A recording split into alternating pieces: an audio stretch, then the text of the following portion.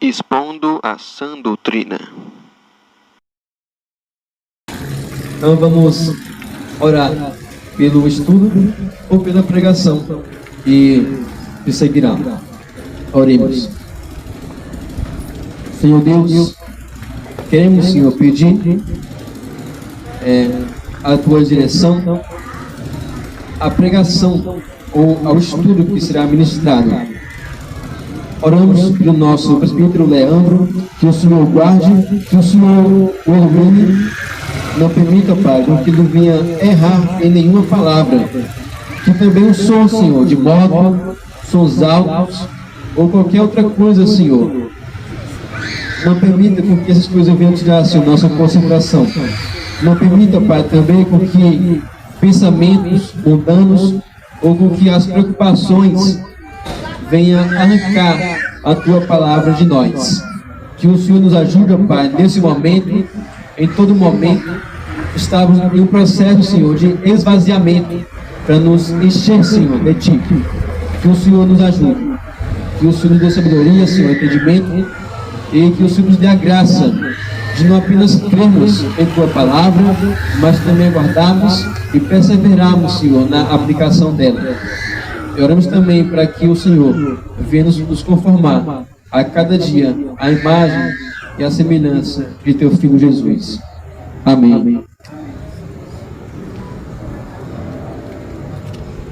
O Leandro fez uma cara. Calma, vai fazer mesmo. Irmãos, tá dando para ouvir bem, né?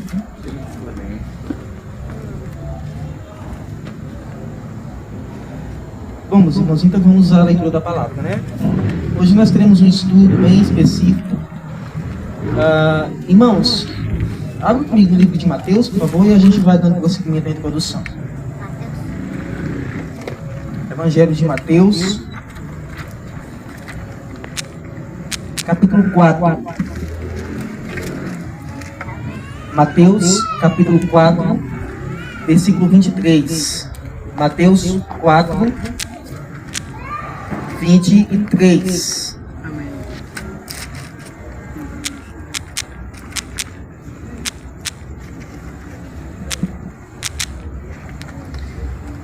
Meus irmãos, deixa aberto aí o texto. Vou colocar aqui rapidinho. Nós iniciamos no domingo passado pela manhã uma série de estudos. E hoje nós também vamos iniciar uma outra série. Mas calma. Deixa eu explicar aqui, tá? Vai ser o seguinte. Eu acredito que toda série que tem que ser passada visando o contexto da igreja local. Nós não podemos iniciar uma série de forma engessada, que não vai trazer proveito. Claro que toda a palavra de Deus ela tem proveito para a nossa vida prática. Mas nós sempre, como dizia o Dr. Martin Lloyd Jones, nós devemos sempre dar liberdade ao Espírito, que atua na pregação. Então, assim como o Espírito assopra onde quer, ele sabe o que deve ser falado e tratado para a igreja em determinado momento. E eu acredito que nada mais oportuno para a igreja atual do que assuntos que visem a sua edificação e, acima de tudo, o seu fortalecimento e o trabalho evangelístico. Domingo pela manhã nós iniciamos uma série sobre a revitalização da igreja. Iniciamos com o primeiro tópico acerca da revitalização. Vimos o que é revitalização nesse primeiro tópico, à luz do texto de Ezequiel, sobre a visão do vale de ossos secos. E hoje, irmãos, nós vamos iniciar um novo estudo também relacionado à igreja. Vai ser uma série sobre eclesiologia, sobre a igreja. Mas hoje é um estudo especial sobre a missão da igreja. Nós vamos então dar continuidade a uma série sobre revitalização e uma série paralela sobre a missão da igreja, ok? Então é muito importante que os irmãos estejam atentos. Se puderem realizar anotações, melhor ainda. Quando nós terminarmos essas duas séries sobre a igreja, nós vamos iniciar um estudo sobre plantação de igrejas. E assim nós vamos avançar, irmãos, com esse propósito. Não só no estudo, mas também na prática. Logo, logo nós iniciaremos, querendo Deus, o trabalho evangelístico. Certo? Então nós vamos, irmãos, focar nessas coisas. Para que nós não sejamos mecânicos, como a maioria da igreja moderna se tornou mecânica, se reduzindo apenas às 4 paredes, enquanto que seitas como o Adventismo, como os Testemunhos de Jeová, como os Mormons, dentre outras, como a Congregação Cristã no Brasil e outras seitas desse tipo avançam. E o verdadeiro evangelho fica cada vez mais reducionista. Amém? Amém. Então hoje, meus irmãos, nós vamos tratar sobre a missão da igreja, tá certo? Sobre a missão da igreja. Então nós vamos, como texto introdutório a esse estudo, nós vamos ver Mateus capítulo 4, a partir do versículo 23. Mateus 4,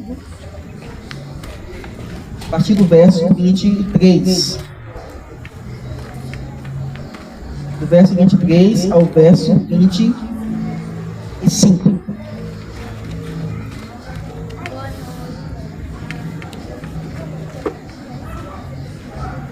Veja o que diz a palavra de Deus. A epígrafe é: Jesus ensina e cura muitas pessoas. Jesus percorria toda a Galileia, ensinando nas sinagogas, pregando o evangelho do reino e curando todo tipo de doenças e enfermidades entre o povo. E a sua fama correu por toda a Síria. Trouxeram-lhe então todos os doentes, acometidos de várias enfermidades e tormentos, endemoniados, epiléticos e paralíticos, e ele os curou. E da Galileia, de Decápolis, de Jerusalém, da Judeia e do outro lado do Jordão, numerosas multidões o seguiam. Amém? Amém. Meus irmãos, o texto em foco que nós acabamos de ler,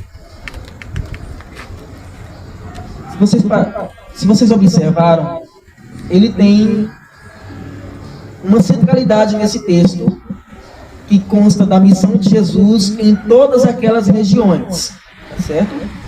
Então é com base nessa perspectiva que nós vamos avançar com o estudo de hoje, tá bom?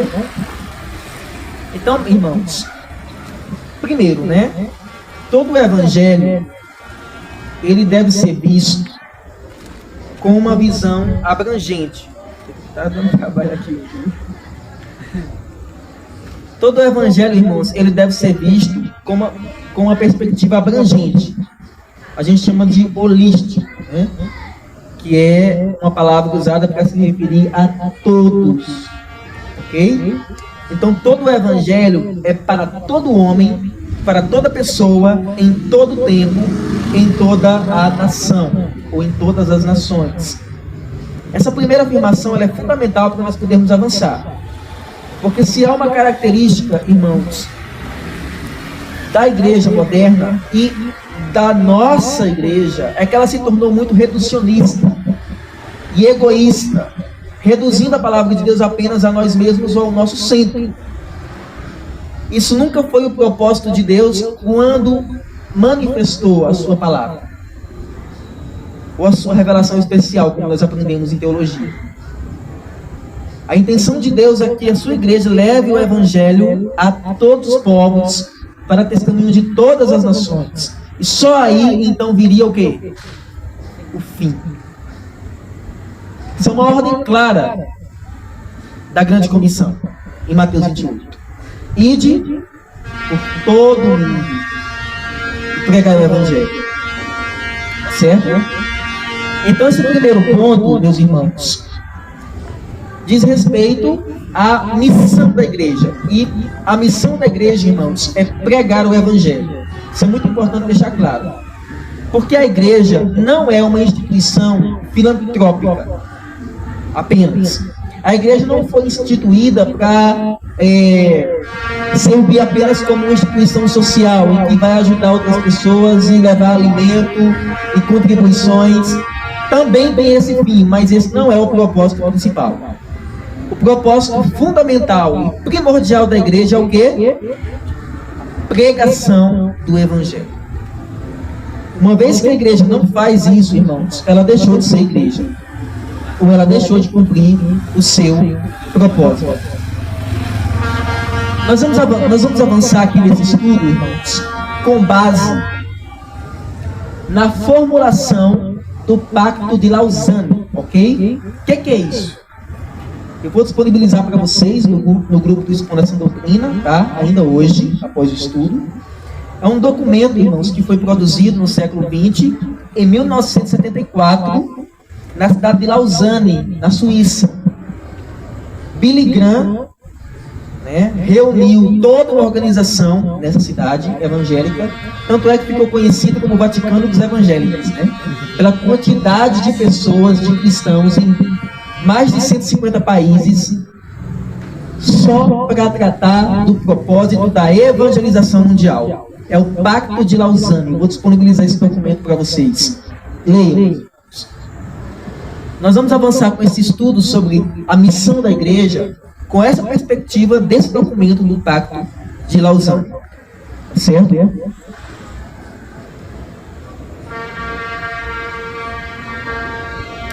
Irmãos, no objetivo de responder ao desafio de uma fé que pretende ser ao mesmo tempo bíblica e contextual, presente e futura, individual e coletiva, e o crescente número de setores da igreja evangélica vem se comprometendo com uma caminhada em torno daquilo que tem se chamado missão integral da igreja. Então, a missão da igreja, de forma integral, irmãos, ela não é missão se não envolver a pregação do evangelho.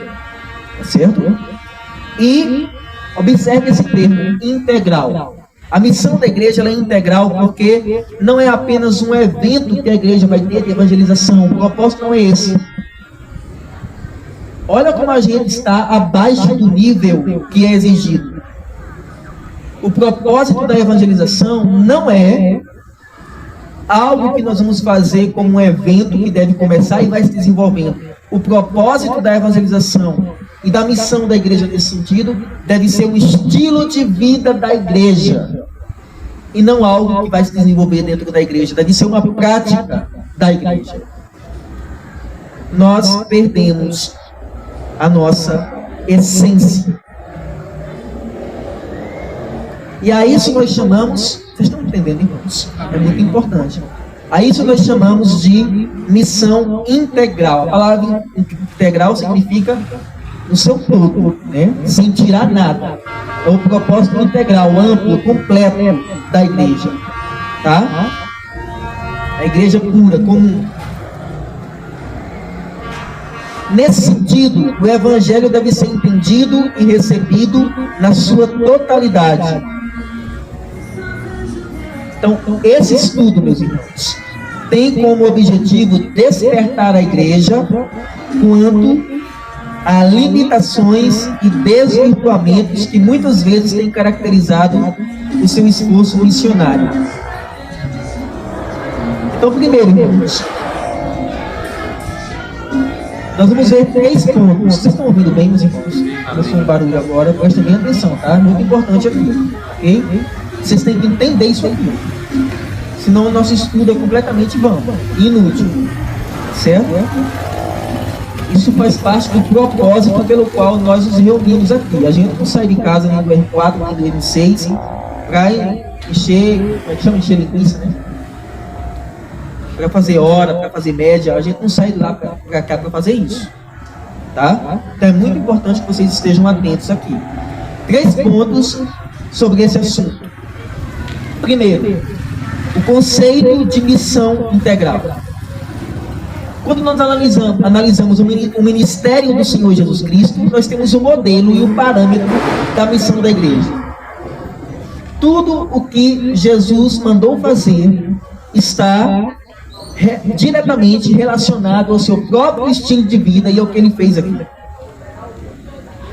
O padrão é Cristo, não só do nosso comportamento humano daqui para frente, como cristãos, mas também o parâmetro para a igreja é o Senhor Jesus Cristo. O que foi que ele fez no seu tempo de ministério?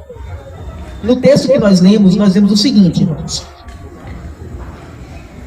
O conteúdo da mensagem, os destinatários da mensagem e o alcance geográfico da mensagem. Isso está no texto que nós lemos. Então, primeiro, qual é o conteúdo da mensagem?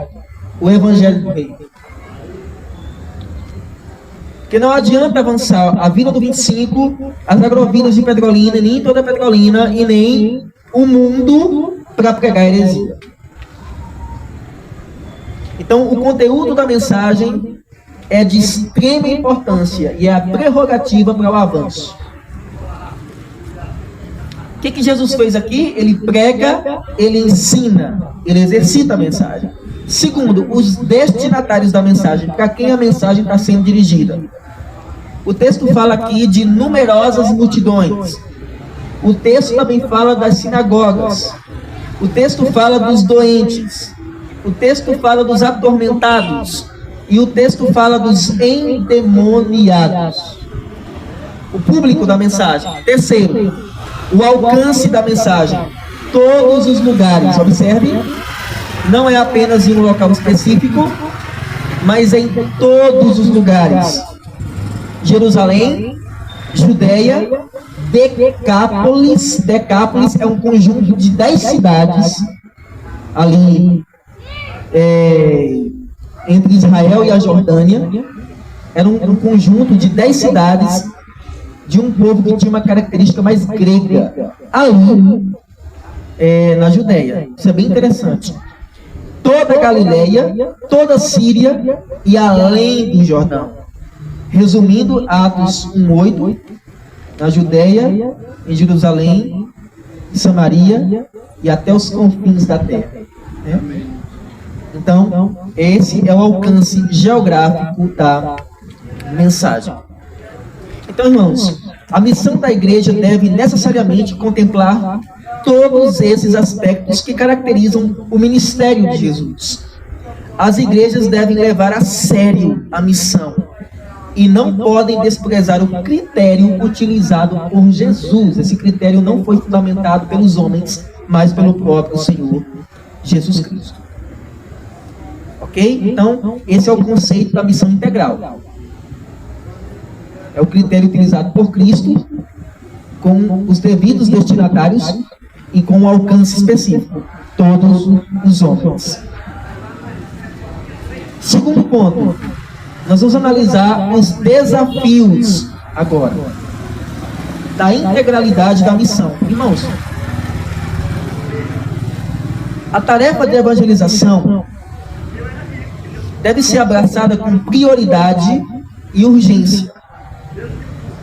Se nós não tivermos esse senso de urgência, irmãos, dificilmente iremos fazer alguma coisa.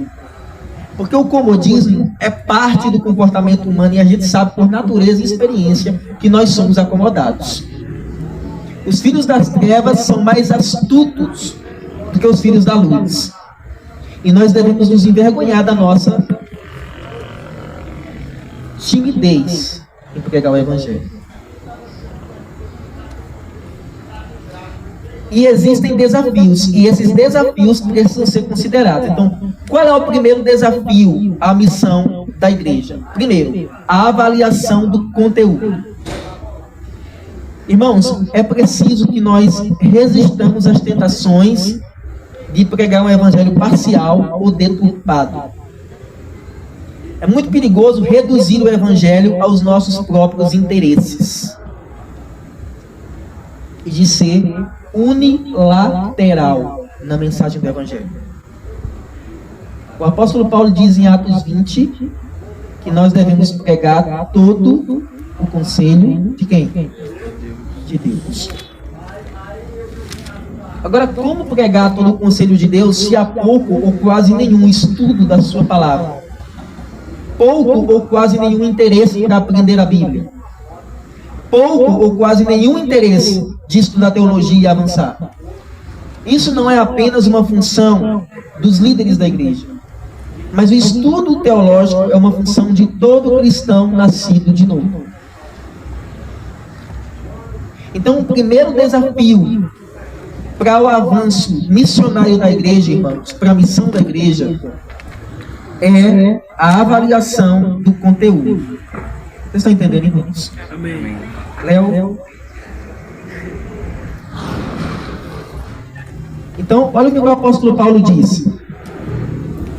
Faça-vos, porém, saber, irmãos, que o evangelho por mim anunciado não é segundo o homem. que Paulo está querendo dizer?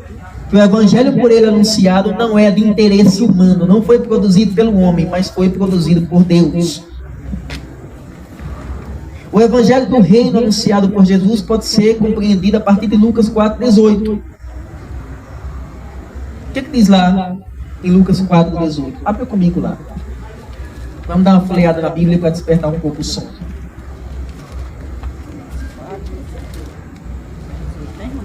Lucas 4,18. Quem encontrar primeiro pode ler.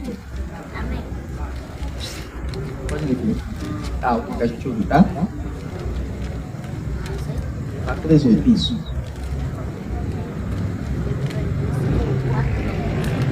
Capítulo 4, versículo 18.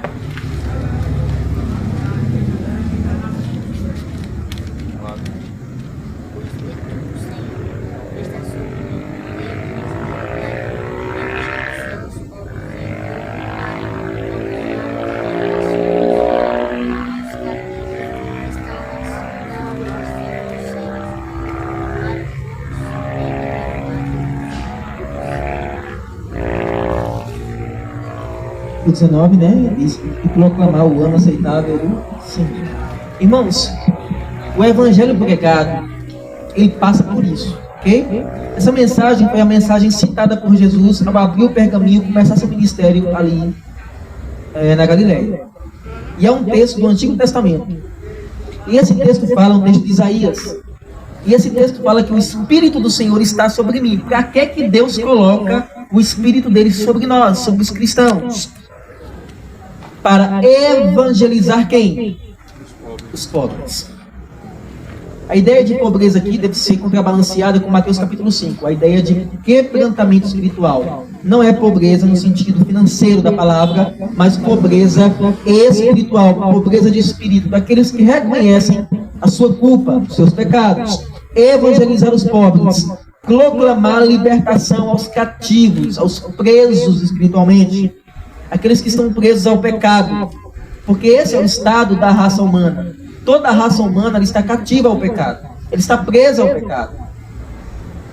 E muitos pensam, irmão Gustavo, que evangelizar é tirar doce da boca de criança. Não.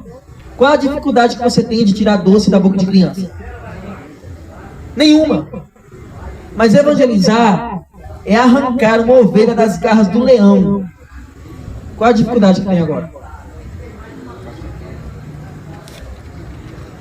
Colossenses 1,13. Ele nos libertou do império das trevas e nos transportou para o reino do seu Filho amado. É quando o valente entra na casa do outro valente e retira os cativos de lá. Esse é o trabalho e o desafio da evangelização. Para proclamar libertação aos cativos e restauração da vista aos cegos. Os homens são cegos espiritualmente sem Cristo. Eles precisam que a luz do Evangelho brilhe sobre eles e a sua cegueira seja restaurada. Para pôr em liberdade os oprimidos e proclamar o ano aceitável do Senhor. Então, irmãos, a avaliação do conteúdo da missão começa com uma necessidade de revisão do Evangelho que nós temos pregado. O que nós temos pregado? É necessário que seja feita, antes do trabalho evangelístico, uma revisão daquilo que nós temos anunciado. Vocês estão entendendo? Isso aconteceu dentro do contexto da igreja primitiva. Quando a primeira carta foi escrita, a primeira carta de Paulo, a carta aos Gálatas, o contexto era de uma igreja que estava se desviando do evangelho que havia sido pregado inicialmente. E o apóstolo escreve aquela carta aos Gálatas como uma defesa da verdadeira fé e do verdadeiro evangelho diante das mentiras que estavam sendo propagadas ali. E os apóstolos tiveram que parar a obra de evangelização, o livro de Atos, para poder tratar da teologia, sem a qual eles não poderiam avançar. Eles sentam, formam um concílio, Pedro, Tiago lidera, João, Paulo e outros ali resolvem a teologia, e uma vez que a teologia está resolvida, eles colocam o pé na estrada. Então, irmãos, a gente precisa avançar vários degraus, porque nós não avançamos em nada ainda, até mesmo de forma local. Como produzir interesse, porque não acontece de forma natural, irmão Gustavo? Como vou produzir o interesse pela pregação e pelo evangelismo se eu não tenho prazer na palavra de Deus, que é o pré-requisito para pregar? Eu vou pregar o quê? Qual o conteúdo? Então é necessário, irmãos, que vocês têm que entender que o primeiro obstáculo à integralidade da missão, a missão por completo, é o desafio, a avaliação do conteúdo. Agora, olha que coisa interessante. A mensagem só adquire relevância se ela estiver vinculada à realidade.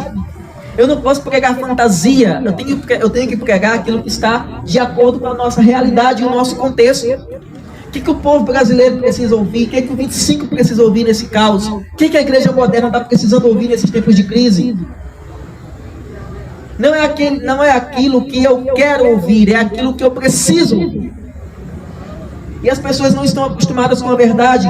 A missão envolve proclamação, discipulado e serviço. E o que está implícito na ordem de Cristo em Mateus 18 também? Não é só ide e pregai, mas é ide e fazei o quê? Discípulos de todas as nações. Discipulado. Lembra do documento que eu falei inicialmente? O Pacto de Lausanne? Ele diz o seguinte, no 5º artigo: a mensagem da salvação implica também uma mensagem de juízo sobre toda forma de alienação. O que é alienação? É quando você... é a ideia de separação, segregação. Ok? Então a igreja hoje, ela está alienada. Ela está se separando do contexto bíblico de igreja e está alienada ao mundo e às necessidades do mundo.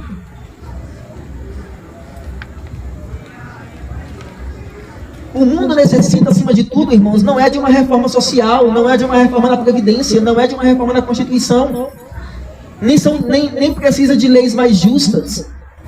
O mundo precisa, antes de qualquer coisa, do Evangelho de Cristo. Então, olha o que diz o Pacto de Lausanne: a mensagem da salvação implica também numa mensagem de juízo sobre toda forma de alienação, de opressão e discriminação. E não devemos ter medo de denunciar o mal e a injustiça onde quer que ela exista. A igreja evangélica está se reduzindo, irmãos.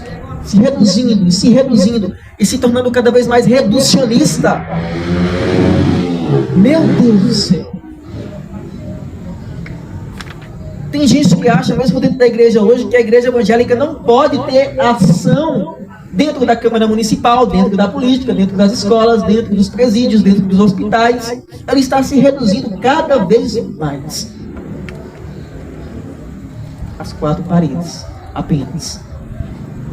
As pessoas adoram ouvir sermões e vão colecionando sermões, vez após vez. E isso vai, ao invés de edificar elas, isso vai adicionando condenação a elas. Vocês estão entendendo, irmãos? Amém. Então, qual é o primeiro obstáculo? A avaliação do quê? Do conteúdo. Retornem ao estudo da Bíblia. Vamos retornar, irmãos, aos estudos das Escrituras com seriedade. Um dos grandes males da igreja moderna é a falta de conhecimento bíblico. Ok? Nós precisamos retornar a isso. Segundo, irmãos, qual é o segundo desafio da integralidade da missão? A avaliação dos destinatários. A quem o evangelho precisa pregar? Olha que coisa interessante. É óbvio que a missão não exclui ninguém, ok? Porém, percebe-se no texto que nós lemos aqui, de Mateus 4, que ela é direcionada prioritariamente aos atormentados, endemoniados, lunáticos e paralíticos, ou seja, doentes espirituais, psíquicos e físicos. Para ser de fato integral, a missão deve ser dirigida a todas as pessoas, sem distinção. Deve contemplar as necessidades delas, sejam elas de que ordem for. Só que há igrejas, entretanto, que só enxergam como destinatários da missão um perfil considerado assim, normal, aceitável. Há outras igrejas que vão ao encontro de classes mais abastadas, mais recursos financeiros, ou miram classes específicas de pessoas. Há outras ainda que vão ao encontro dos pobres, mas não com o objetivo de proclamar o evangelho, mas com o objetivo de manipulá-las religiosamente. Então, irmãos, o que diz Jesus em Mateus 18? Vinde a mim, todos os que estáis o quê?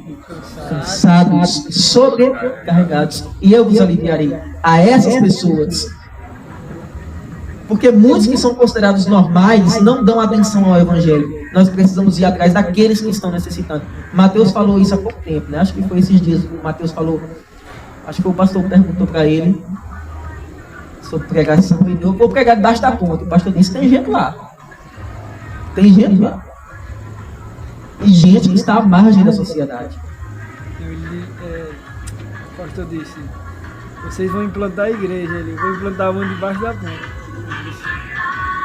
O evangelho deve abarcar a todas as pessoas, mas em especial aqueles que necessitam, aqueles que mais necessitam, aqueles que não estão cheios de si, que veem que não há necessidade nenhuma do evangelho. Jesus disse: eu vim para os sãos, né?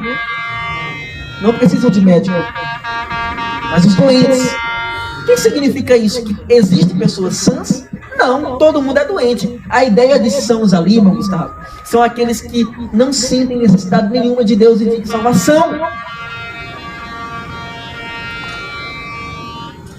A igreja deve ir ao encontro de todos os que precisam. E entre os que precisam, deve priorizar os que precisam mais. Irmãos, como dizia o Nicolau van Zinzendorf, todo cristão é um missionário. E todo coração sem Cristo é um campo missionário. Vocês conseguem perceber isso no nosso contexto ao redor? É como se a gente escutasse Isaías dizendo, aliás, né? O Senhor dizendo a Isaías: quem enviarei e quem há de ir por nós? Quem vai dizer como Isaías: eis-me aqui, envia-me a mim? Somente aqueles que tiveram uma visão ampla do Senhor. Então, o primeiro desafio, a avaliação do conteúdo. O segundo desafio, a avaliação dos destinatários. Não percam tempo com quem não quer nada com o evangelho. O próprio Senhor Jesus Cristo disse que a gente tem que bater as sandálias daqueles que não receberem o evangelho. Não estou dizendo que nós não devemos perseverar em oração. George Miller disse assim, né? Tenho orado 52 anos por algumas pessoas e creio que elas ainda se converterão. Então, perseverança é uma coisa. Mas há pessoas que não estão nem aí. Terceiro ponto, a avaliação agora do campo da ação. A missão da igreja não pode se restringir a si mesma. Há comunidades que não conseguem enxergar além das quatro paredes. Elas se tornam uma espécie de clube fechado para si mesmo. Quando se fala em missão, essas comunidades, irmãos, olha que coisa interessante. Será que isso acontece no nosso meio? Olha que coisa interessante. Quando se fala em missão, muitas dessas igrejas não admitem que o dinheiro seja desviado, entre aspas, para atender o interesse de outras pessoas que nem crentes são. Vocês já ouviram isso? No entender dessas igrejas, investir em recursos, em obras sociais, no sustento de missionários não vale a pena. São comunidades que se fecharam em torno de si. O que elas fazem? Elas promovem campanha para arrecadação, para embelezar o templo. Elas promovem campanhas de arrecadação apenas para poder crescer interiormente. Elas não sentem necessidade de que esse dinheiro seja utilizado numa coisa mais prioritária. Meus irmãos, o que é mais prioritário do uso? E eu oro a Deus, irmão Gustavo, eu fico muito feliz porque nesse pequeno núcleo da gente eu vejo um coração generoso, corações generosos surgindo. Mas a gente tem que saber para onde esses valores têm que ser redirecionados. Para onde, meus irmãos? Para materiais evangelísticos, para obra evangelística. E se Deus permitir, a gente chega lá para comprar bíblias, para sustentar missionários, para enviar para esses campos. A gente precisa pensar nisso. Os meus olhos, irmãos, foram despertos quando eu comecei a ler os livros. Eu já citei para vocês aqui. O livro do Halana Popov, Torturados por Sua Fé, e Torturados por Amor a Cristo, de Richard Rohr. E as coisas que eles mais disseram naqueles livros foi: a igreja lá fora, a igreja no Ocidente precisa prestar atenção no campo missionário. Ele dizendo: a gente não quer nada, a gente quer Bíblia. O povo de Deus que está sendo perseguido precisa de Bíblia, precisa de palavra, precisa de conteúdo evangelístico. Então a igreja, ela permanece em si mesmada. Onde deve ser o campo, irmãos, da nossa ação?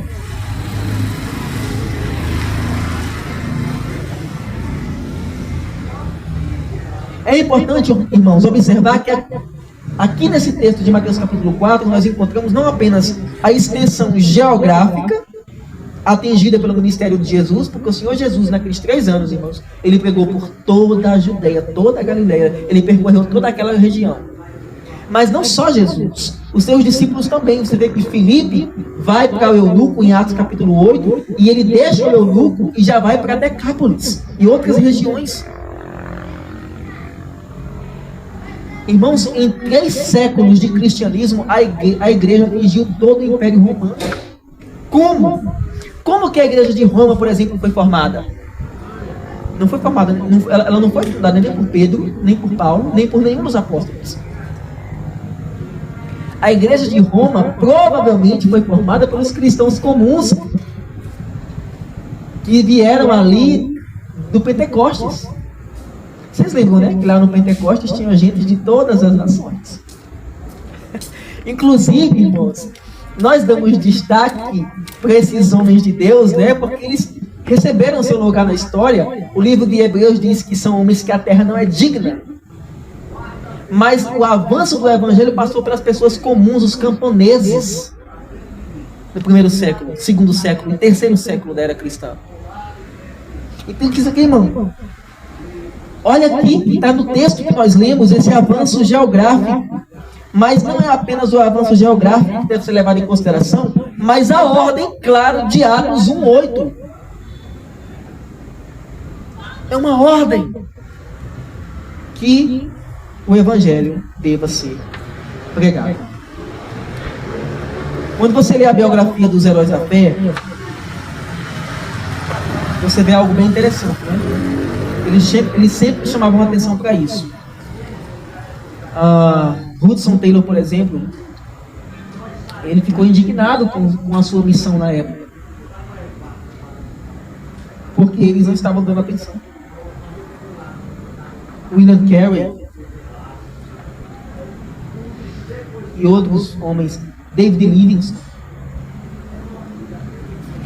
eles diziam assim: se você tem uma ordem clara para ir, o que te faz pensar que você deve ficar? A não ser que você tenha uma ordem clara para ficar.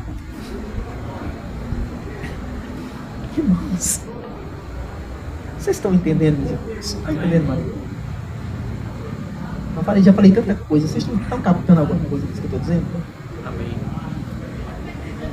Então, primeiro, irmãos, nós estamos aqui, nós avaliamos o primeiro ponto, que é o conceito da missão, é integral. Nós avaliamos o segundo ponto, que são os desafios à integralidade da missão. Quais são os desafios? A gente avaliou a avaliação do conteúdo, a avaliação dos destinatários, a quem vai ser pregado, e terceiro, a avaliação do campo de ação, aonde e quando deve ser pregado. Terceiro tópico e final, estratégias de ação para uma missão integral. A obra de Deus carece de estratégias. O apóstolo Paulo,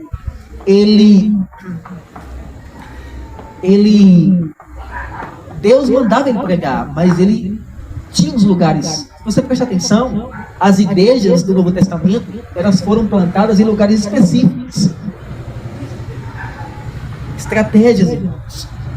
Irmãos, muitas vezes eu sinto como Paulo. Paulo disse assim, olha, o fazer o bem está em mim, o querer está em mim, mas não o efetuar. Tanta coisa passa, né?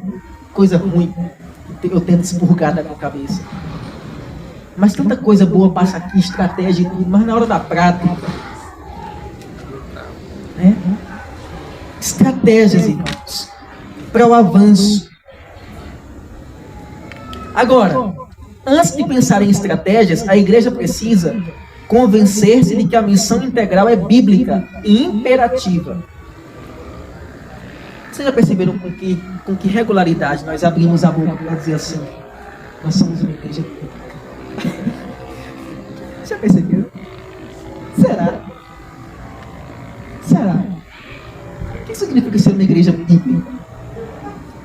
Significa dizer que a nossa igreja em particular, ela compreende tudo que a Bíblia manda para ela fazer. Tanto no aspecto prático, particular, a piedade, a santidade, mas também no aspecto público, da missão, da influência no mundo. Não é apenas o aspecto teológico. Eu sinto, acho que é até natural sentir isso, por dedução, que a igreja evangélica brasileira, em sua maioria, está há anos-luz da verdade bíblica, da essência bíblica que Deus destinou para ela. Estratégias.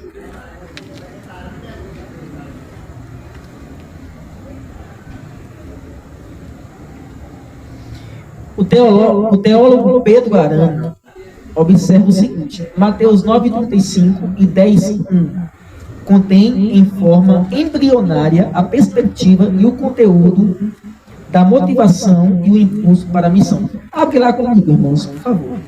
Dois irmãos aí para Mateus 9:35 e Mateus 10:1. Amém. O irmão Gustavo pode ler um texto e outro irmão lê outro texto. Mateus 9:35. Isso. E Jesus percorria todas as cidades e aldeias, ensinando nas sinagogas, pregando o evangelho do reino e curando todo tipo de doença e enfermidade. Olha aí, Jesus percorria aonde? Todas as cidades e aldeias. Então, observe que essa era a visão do nosso Senhor. Era uma visão holística, era uma visão abrangente. Não era reducionista. Jesus não se reduziu apenas à Judéia, nem apenas à Galileia, nem apenas a Nazaré, onde ele morou, mas a todas as cidades e aldeias, ensinando, pregando. Então, você percebe aqui o conteúdo embrionário da mensagem, ou seja, o embrião da mensagem, onde essa mensagem nasce. Olha aqui esse texto do versículo 35, ele diz tudo. Primeiro, o alcance, todas as cidades, aldeias. Segundo, o conteúdo da mensagem, o evangelho do reino. E os destinatários, os doentes, os enfermos, aqueles que tinham mais prioridade. O evangelho deve ser pregado a todos, irmãos, mas nós temos que estar atentos a isso. 10:1 agora. Mateus 10:1. Isso. Como vai ler? 10:1. Tendo Jesus chamado os seus 12 discípulos, deu-lhes autoridade sobre espíritos imundos para os expulsar e para curar todo tipo de doenças e enfermidades. Está vendo, irmãos? Então, logo em continuação, o Senhor Jesus, ele outorga aos seus discípulos de autoridade sobre os espíritos imundos, para expulsar demônios, para curar todo tipo de doenças e enfermidades. Isso estava embutido dentro da missão evangelística naqueles dias. Okay? Eu acho que vale a pena, irmãos, citar aqui nesse texto o que está no versículo 37, aí do 9 também. Então Jesus disse aos seus discípulos: a seara é grande, mas os trabalhadores são o quê? Poucos. Por isso, peçam ao Senhor da seara que mande trabalhadores para a sua seara. Nós estamos precisando de muitos trabalhadores, irmãos. O que nós temos hoje na igreja evangélica não são trabalhadores. Não são trabalhadores, são preguiçosos na obra do Senhor. São preguiçosos. E conforme Jeremias diz, maldito aquele que faz a obra do Senhor, o quê? Relaxadamente. Estratégias, irmãos. Jesus nos oferece um modelo perfeito de serviço e envia a sua igreja ao mundo para que ela seja uma serva. Jesus, olha que coisa interessante, Jesus enviou sua igreja como ele foi enviado ao mundo da história, da geografia e do pecado, o qual, no entanto, é o mundo de Deus, o mundo das Escrituras. E nós devemos nos identificar com esse mundo pelo qual Jesus morreu e veio. Nós não podemos ser ascetas, como se fôssemos tão piedosos a ponto de nos afastar dessa forma. Irmãos, como diz Paulo Júnior, né? Paulo Júnior fez uma pergunta interessante. Paulo Júnior disse assim: por que será que Deus não nos salva num dia e nos leva imediatamente? Por que será que Deus nos regenera, nos salva e faz com que nós permaneçamos aqui? Porque nós temos uma missão. Não rogo que os tires do mundo, mas que os livre. Eu sei que já dependeu do time, mas eu queria fazer uma pergunta aqui do capítulo 10 da segunda.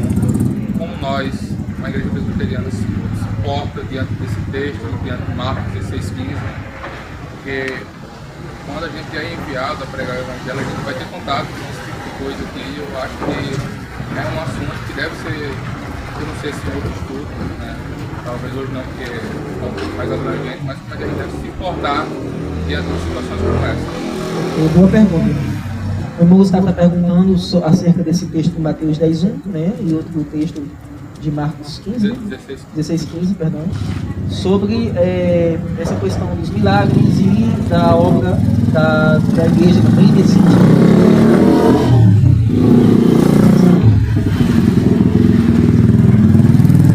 Irmãos, geralmente, como está de um modo geral, a igreja ela crê nisso, mas ela está multifacetada. Tem alguns ramos dentro da teologia reformada que não dão tanta atenção para isso, tá?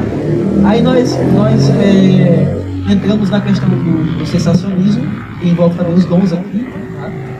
Então, por exemplo, nós cremos que algumas dessas ordens aqui de Cristo, elas foram otorgadas para os discípulos ali no primeiro século, em especial para os apóstolos. Você vê, por exemplo, milagres que Paulo realizava, e ele tinha esses dons, né, onde a sombra de Paulo curava tudo, e Pedro também, e outras situações que nós não temos visto ao longo da história como uma forma de dom sendo otorgado. Não que isso não possa acontecer, Então nós sabemos que expulsão de demônios, isso existe ainda hoje, é algo que permanece. Tá? Mas, por exemplo, nós temos relatos de milagres com a cura de doenças, de enfermidades também. Mas nós não cremos que isso é um dom ativo, que está sendo concedido ainda hoje. Mas que Deus opera quando a gente ora, um milagre específico, entendeu? Então envolve esse assunto do sensacionismo e tal, do que permanece ainda hoje e do que foi para aquela época, tá bom? Esse é um assunto muito interessante, irmãos. A gente vai entrar nesse assunto daqui a algum tempo, porque é muito necessário. E é um assunto de debate dentro da igreja evangélica hoje, inclusive, tá? Então, irmãos,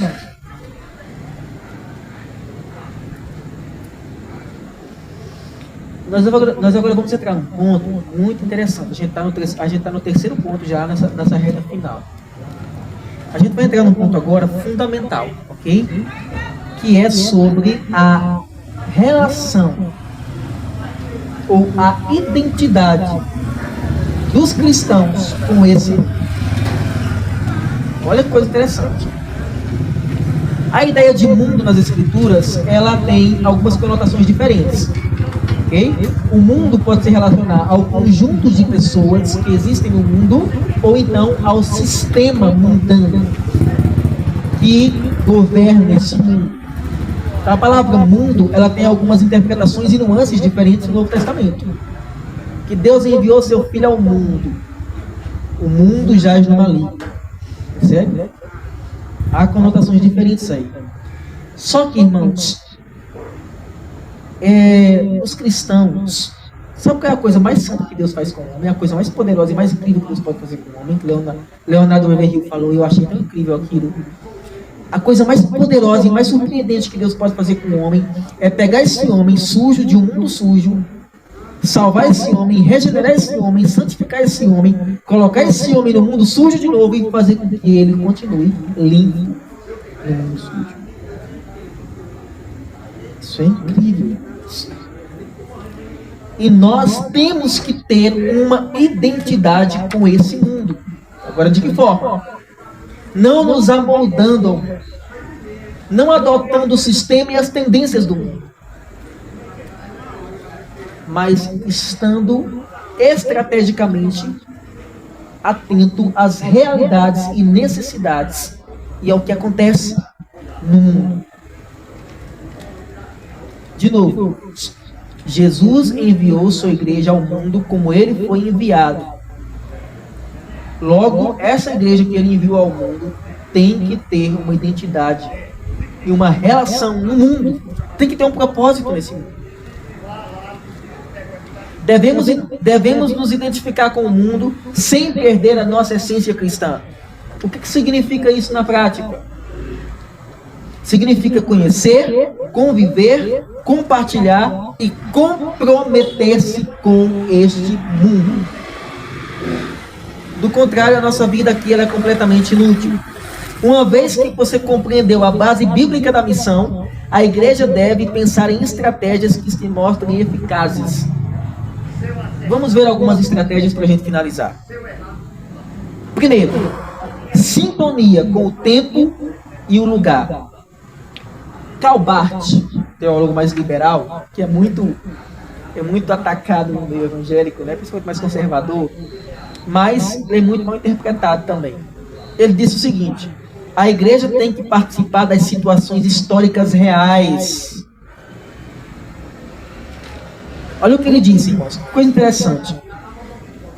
Ele disse que o cristão, ele deve ter a Bíblia numa das mãos e o jornal na outra. Por quê? Porque tem que estar atento ao que acontece e tem que pregar de acordo com isso, pregar a verdade.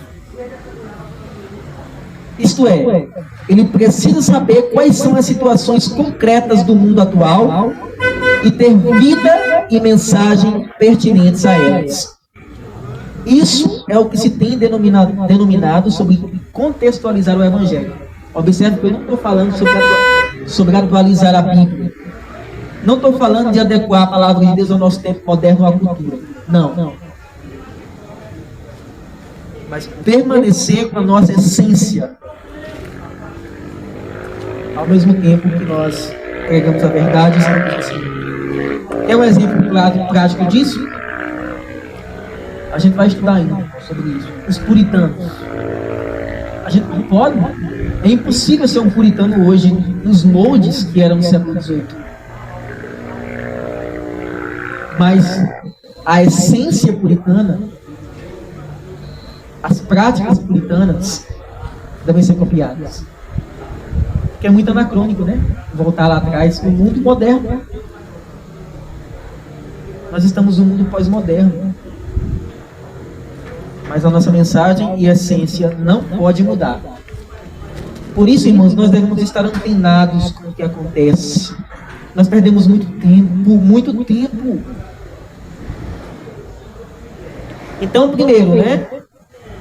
As nossas estratégias devem estar de acordo com a sintonia e com o tempo e o lugar.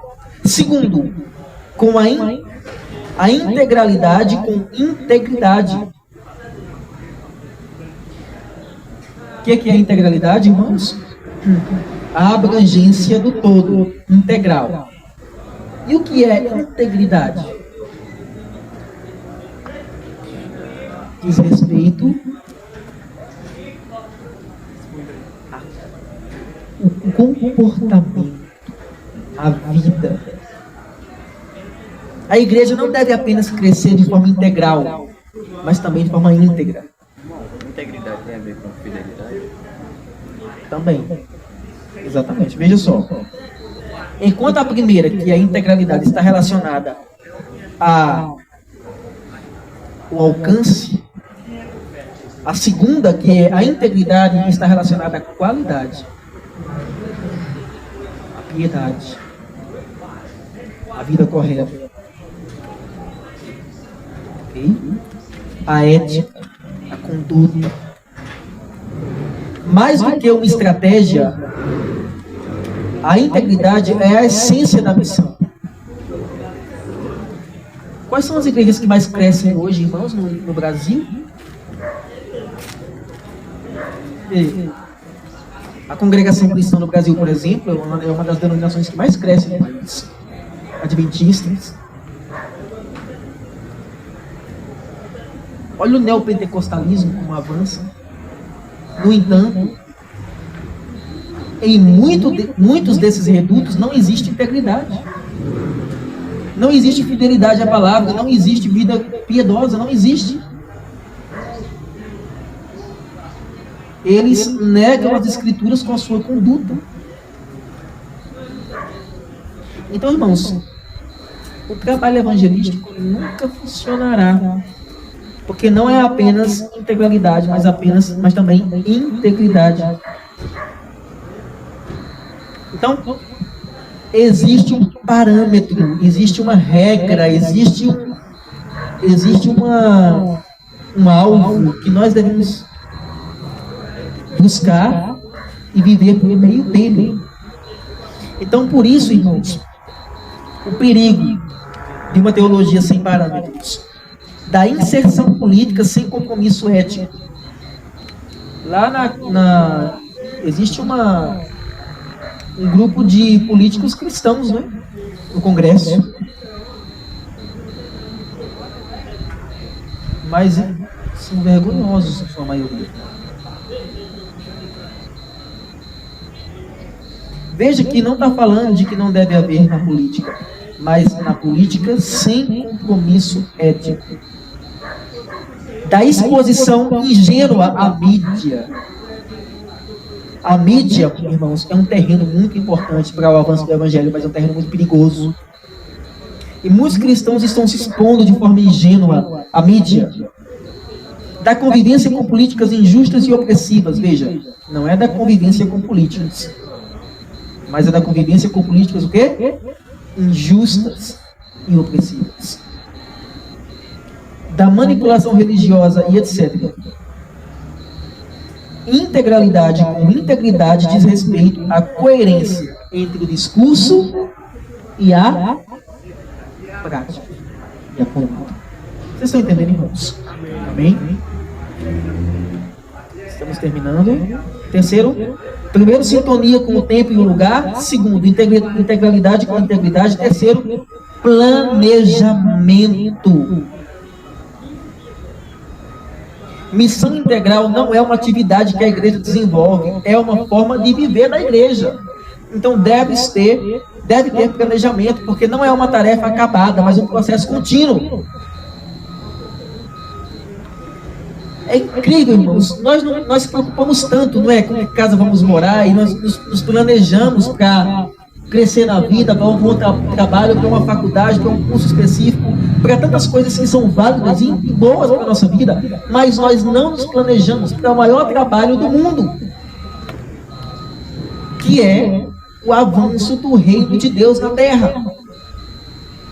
Nós não podemos apenas chegar e pregar. Há estratégias, há modos de fazer isso, há maneiras como se apresentar, lugares específicos.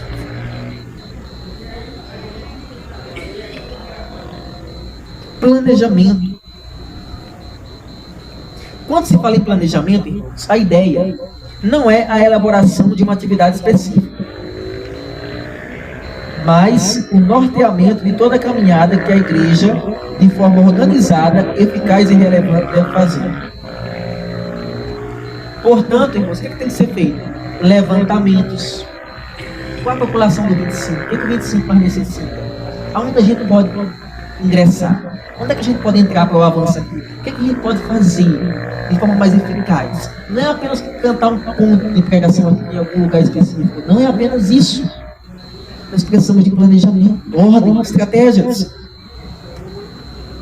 David Livingstone, ele tinha um mapa bem grande que ele olhava no quarto dele, no escritório dele, com toda a África. William Carey também, com toda a Índia, e ele olhava ali os pontos principais. David Livingstone, ele não era apenas um evangelista, a gente também descobriu rios na África. William Carey plantou faculdades, destruiu uma prática danosa do sati na Índia, que condenava as mulheres viúvas a morrerem queimadas, vivas, quando seus maridos morriam. William Carey aboliu essa prática na Índia, além de traduzir várias literaturas. Ele foi extremamente importante na Índia, não apenas como evangelista. Hudson Taylor ajudou com a medicina na China. Irmãos, a gente está tão reducionista, né? É incrível. De que forma nós podemos ajudar? De que forma nós podemos ser úteis e, por meio disso, fazer com que o evangelho chegue?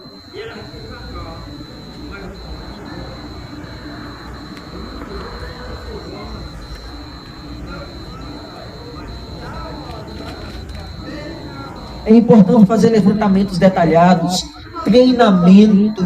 Nós precisamos, irmãos, passar por um treinamento sobre evangelismo e missões. É por isso que a gente vai, tanto com revitalização, quanto com a missão da igreja, quanto com plantação de igrejas, nós vamos ter que aprender a prática disso, em teoria e prática.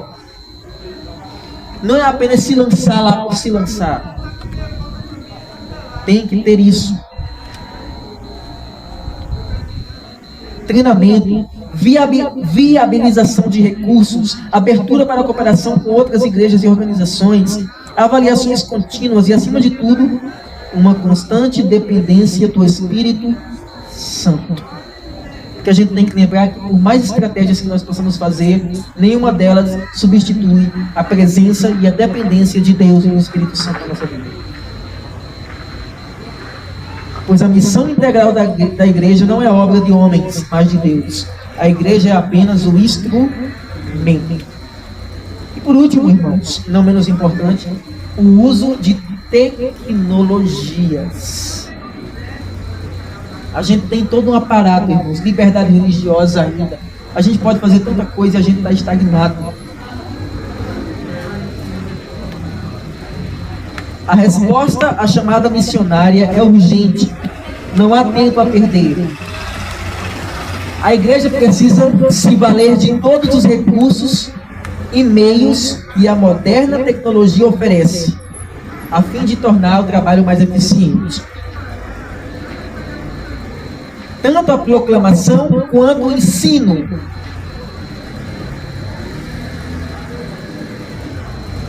E aí, irmãos, eu finalizo com uma pergunta. Por que muitas comunidades, por que muitas igrejas, por que muitos de nós cristãos têm tanta dificuldade de cumprir o modelo bíblico de igreja, de missão? Nós finalizamos aqui, irmãos, esse primeiro estudo sobre a missão da igreja, recapitulando os pontos que nós tratamos. Lembrando que, mais uma vez, esse estudo ele tem a perspectiva do Pacto de Lausanne. Eu vou mandar esse documento no grupo do Escola Sã Doutrina, os irmãos dão uma olhada em casa, é muito legal isso, tá? E nós vimos aqui hoje, né, o conceito da missão integral. Qual é o conceito, irmãos? É o conteúdo da mensagem, os destinatários da mensagem e o alcance geográfico da mensagem, com base em Mateus capítulo 4, no tópico do ministério do Senhor Jesus Cristo. Então, nós avaliamos o conceito da missão, nós avaliamos os desafios da missão, lembrando que a missão é o quê? Integral. Então, quais foram os desafios que nós analisamos? Primeiro, a avaliação do conteúdo da mensagem. A gente não pode pregar bobagem. Okay. E aqui, detalhe, irmãos, eu posso até ser exortado por isso, mas é o que eu penso. Nós somos presbiterianos e honramos a bandeira presbiteriana e a história que a igreja presbiteriana tem. Mas nós não temos compromisso nenhum com todos os pontos doutrinários que a igreja presbiteriana levanta. Temos compromisso com a palavra de Deus, apenas, ponto. Então, quando nós analisarmos um conteúdo, quando vocês estudarem um conteúdo,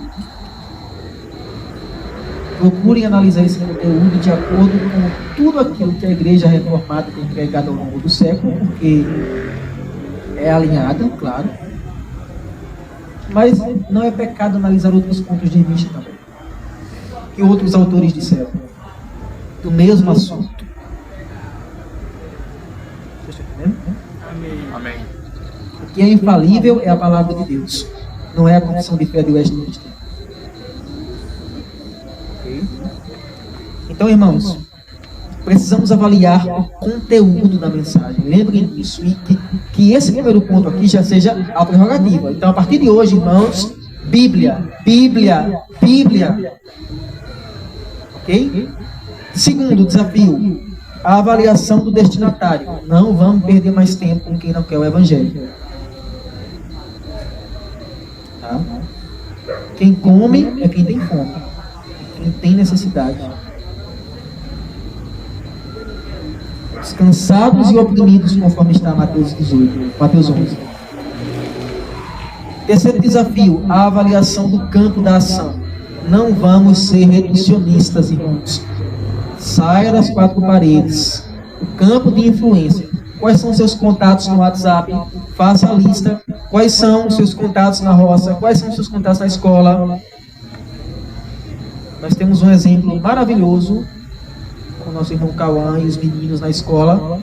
Eu me lembro de John Wesley. John Wesley fez isso. Na hora do recreio procuravam os alunos e eles não estavam se divertindo, eles estavam com John Wesley na sala aprendendo. Quando Cauã começou lá atrás, eu me lembrei disso. Então, irmãos, o terceiro desafio e o terceiro ponto final são as estratégias que nós vimos. Então, sintonia com o tempo e o lugar. Comecem a ver as notícias do mundo ao invés de perder tempo com bobagem. É bom saber das notícias, é bom ver o que está acontecendo no mundo. Nós acabamos de ter um cessar-fogo entre Israel e o Hamas, momentâneo, claro. A gente não sabe até onde isso tem proporções. Sim. Tudo o que está acontecendo no mundo, nós precisamos estar atentos, meus irmãos. Achei bem interessante um vídeo que o Nicolas Ferreira colocou agora por último, não sei quem chegou a ver, que ele fez uma ironia no começo do vídeo, não sei quem viu, né? E é tanta bobagem na internet, tanta bobagem, meus irmãos. Cada vez agora, né, que a internet bomba com essas coisas, né? Eu não acompanho isso, irmãos. Mas de tanto colocarem, você acaba pegando. Foi da tal da Virgínia com o Vinícius Júnior. Quem quer saber disso? Aí Nicolas Ferreira colocou um vídeo, né? Logo no comecinho do vídeo ele diz, tá, aí ele coloca a foto da Virgínia assim de costas, né? Aí ele diz assim, ironizando, né? Ele diz assim, tem um detalhe na camisa da Virgínia que quase ninguém viu. Aí ele coloca um zoom assim, né? Aí ele coloca um texto lá. Ele mesmo coloca o texto na camisa dela assim. Aí quando ele dá o zoom, ele coloca o texto assim, mais ou menos assim, né? E eu não sei se estão roubando você não percebe, ou estão... alguma coisa assim, sabe? É uma ironia, como se o mundo estivesse prestando atenção nessas coisas e não notando o que está acontecendo. A boiada está passando. Exatamente, a cortina de fumaça. E aí no vídeo, né, ele discorre o restante do vídeo falando sobre a corrupção na política, o que está acontecendo. Nós precisamos estar atentos. Então, aí, uma das estratégias aqui é a sintonia com o tempo e o lugar. Segundo, a integralidade com integridade. Ok? Precisamos ter cuidado com a nossa vida, com as práticas da nossa vida, com aquilo que aprendemos, irmãos. Nossos pecados passados não importam mais. Nós podemos mudar muita coisa agora no presente. Nós podemos fazer muito, irmãos. Vocês podem fazer muito, eu posso fazer muito, a gente não pode duvidar do alcance. William Carey disse assim: faça grandes coisas por Deus, espere grandes coisas de Deus, nós podemos ir mais longe. Uma vez que você se aproximou do trono da graça, está em Hebreus capítulo 4, versículo 14, aproximemos-nos confiadamente ao trono da graça. Não faça pedidos pequenos. Nosso Deus é o Rei e Ele é digno de coisas maiores, de pedidos maiores. Devemos nos aproximar com ousadia, não com desrespeito, tá? Com ousadia ao trono da graça. Não te deixarei ir enquanto não me abençoares, disse Jacó. Então, integralidade com integridade, precisamos avaliar nossa vida constantemente. Terceiro, planejamento, irmãos.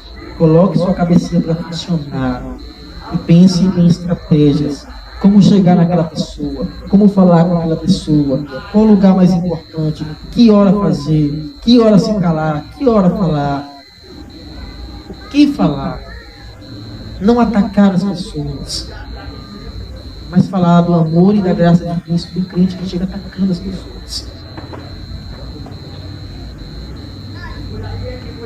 Sabedoria, irmãos, ao abordar certos assuntos. Não podemos omitir a verdade, mas saber como falar. Planejamento. Por exemplo, a gente quer um ponto, né? Mas porque a gente precisa de um ponto, a gente tem que fazer isso de todo jeito? Não.